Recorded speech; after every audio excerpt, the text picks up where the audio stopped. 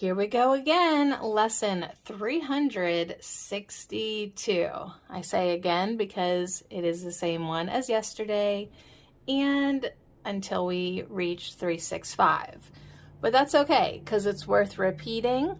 It's a great lesson and it's all about the holy instant. Lesson 362. This holy instant would I give to you.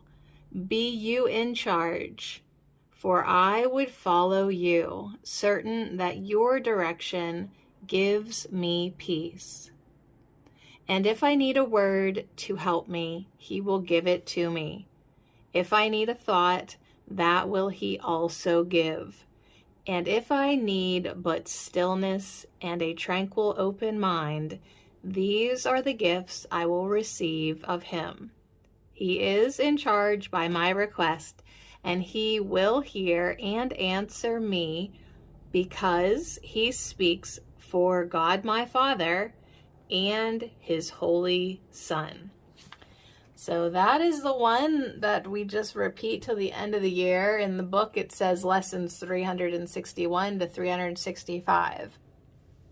But we've got some friends, some guiding lights in our life who generously have offered commentary the entire year, and that which we are very, very, very, very, very thankful for.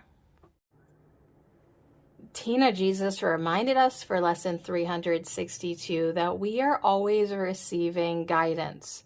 We're always getting the guidance, but do we recognize it as such?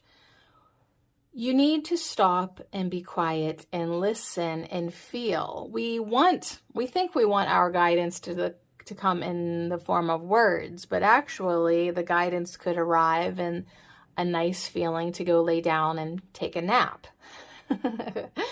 Jesus also talked about the holy instant. The holy instant is when you hand over your mind to Holy Spirit, to Christ consciousness and God, and you let them do the guiding. So ask for guidance, especially when your fears arise. Understand that your fears are your creations. Only you can remove them. No one can remove them for you, not anyone, because they are your creations. And as your creations, you nurture your fears and you respect them. And you, even though your fears mean that you are looking at the world incorrectly, you nurture them because they are your creations. So ask for guidance because only you can remove your fears. As you receive guidance, remember that Spirit guides you to acts that are gentle and loving and calm and peaceful. So a lot of the time your guidance is subtle, but that's the way Spirit works. And as you practice receiving guidance, you will get better and better at receiving. So you're always receiving guidance. You just have to pay attention to the way you are feeling. The ego will guide you to punch someone in the face or hold a grudge or do something rash or stay so busy that you don't get in touch with your feelings. I think that's an option too. So anyways, the guidance is always there. You have to ask for it though. You have to give permission with your willingness. And that holy instant, you can hand it over to Holy Spirit, hand it over to God, hand it over to Christ consciousness. And if I need a word to help me, he will give it to me. The guidance is coming in. And if I need a thought, that he will also give. And if I need but stillness and a tranquil, open mind, these are the gifts I receive of him. They're quiet, calm, gentle, peaceful, guiding gifts. So this holy instant would I give to you. Be you in charge, Holy Spirit. Be you in charge, Christ consciousness. Be you in charge, God, for I would follow, certain that your direction gives me peace. And that's the deciding, confirming factor, which guidance you are listening to, the Holy Spirit or the ego thought system. Do you or do you not have peace? That will be the telling factor for sure. Pathwaysoflight.org. Welcome to the reading, A Course in Miracles Workbook Lesson 362 Insights. This holy instant would I give to you. Be you in charge, for I would follow you, certain that your direction gives me peace. This year of lessons has been preparing us to live what has been called the mystic's life. It is a life dedicated and directed by the Holy Spirit instead of the ego's dictates. Because the Holy Spirit's direction is always toward peace, it is a life of increasing peace and happiness. The form of our doing in the world may not change, but the meaning we give it does. Less and less of our doing is motivated by a sense of needing to protect ourselves against some unknown or imagined pending danger. Rather, our doing is motivated by the heartfelt desire to extend love, to see the face of Christ in all our brothers, to bring the miracle of forgiveness to the world. If we will let Him, the Holy Spirit will guide all our doing, and it will bring us great joy. Our judgments diminish as we turn them over to Him. More and more each moment is recognized as a gift, an opportunity to extend forgiveness and love. It may be someone we meet at the grocery store. It may be someone we talk to on the phone, a coworker, a supervisor, a friend, or someone we have not even met who shares in the blessing of forgiveness. Our minds are joined, and the forgiveness of one is the forgiveness of all. Perhaps we may not feel ready yet to let the Holy Spirit guide us in all our ways. Perhaps there are some areas of our life that we still want to reserve as our own. We fear we may be asked to make changes we don't feel ready to make. It does not matter. The Holy Spirit forever offers His gifts. As we learn to accept them and experience their blessing, their healing, their peace and joy, we will naturally want more. The appeal of peace becomes stronger than the appeal of specialness. Gradually, we begin to see that those areas of our lives we reserve for ourselves no longer have the attraction they once had.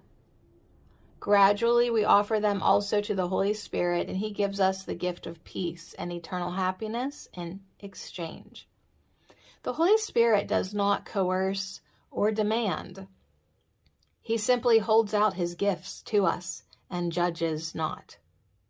We take them when we are ready. A Course in Miracles offers us a means to accelerate our willingness to receive the gift of God's peace and joy. We each use what's available to us for healing according to our willingness. Holy Spirit, today I offer you my eyes, my ears, my tongue, my hands, my feet to serve your will, which I know to be my own in truth. I would not lead, but only follow your sure direction to the home of my source and creator. I give thanks for your friendship and your comfort. I rest in your sure direction. Even though we may be dreaming about something else, we cannot stop being the light of God that we are. Behind the form, everyone and everything in this world is the light of God, the same light of God. That is the lesson we are to ultimately learn. That is why I must follow and not lead, The Holy Spirit teaches me to see as He does, to see the truth behind every form of separation. My job is to let the Holy Spirit in, to give the Holy Spirit the chance to do its healing work in my mind. I may rise and fall again, but one thing is certain. In reality, dreams do not matter, for they are merely dreams. The truth remains that we are all still the light of God. We cannot change that through dreaming. We cannot affect a change in what we are in any way. We are safe in the mind of God because we cannot leave the mind of God. Our dreams may appear very real to us, but in fact they mean nothing because they are nothing. Letting the Holy Spirit into my mind is my job right now. Being open to the Holy Spirit's healing perspectives is my job right now. Be you in charge, for I would follow you, certain that your direction gives me peace.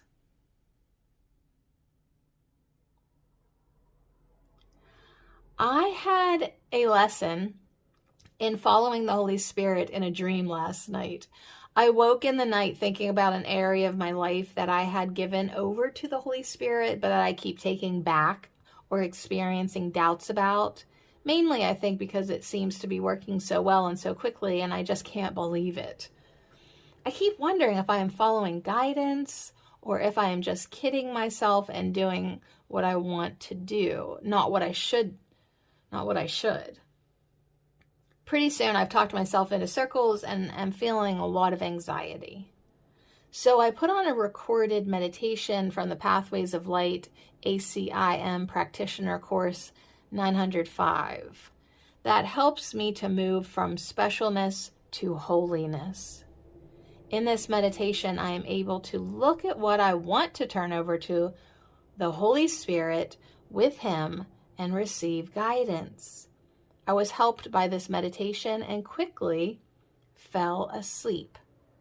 I woke later from a dream in which I found myself crossing a tall bridge in a car. I am riding along at an exhilarating speed in the passenger seat and decide to get more comfortable by reclining the seat somewhat. I can't get it to catch, and it seems to be trying to lay flat. This makes me nervous, and the mood is broken. I look at the driver's seat and realize I should be there because it seems like no one is driving. Strange that the ride has been so good without me at the control.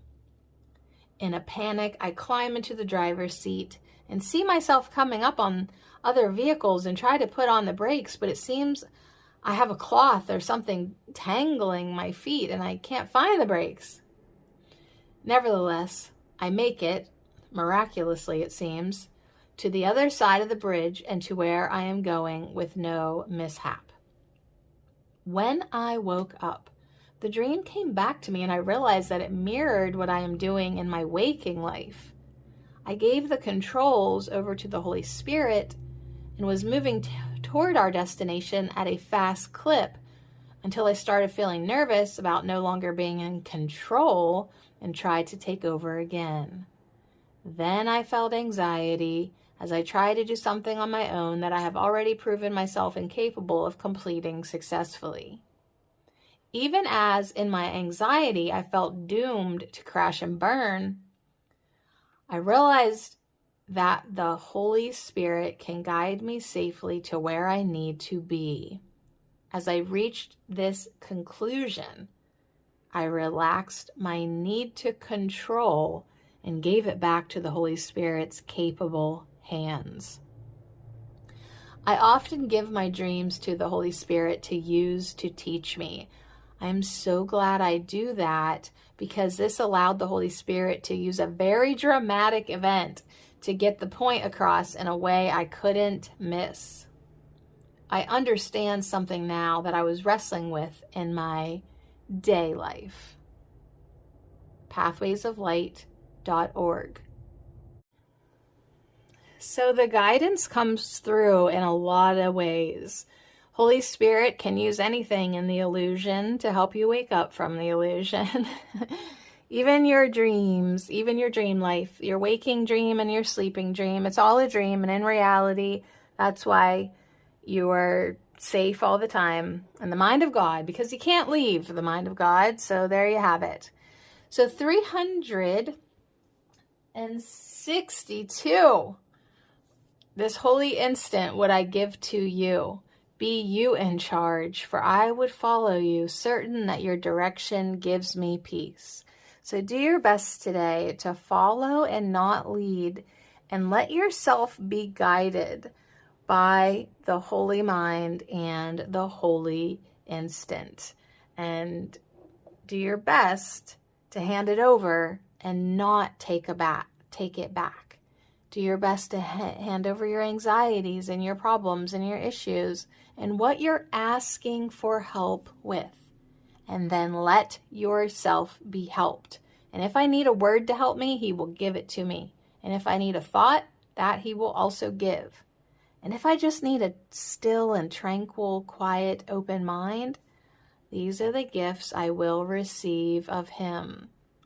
He is in charge by my request. I'm asking, and with my willingness, by my request, he is in charge, and he will hear and answer me, because he speaks for God, my Father, and his Holy Son.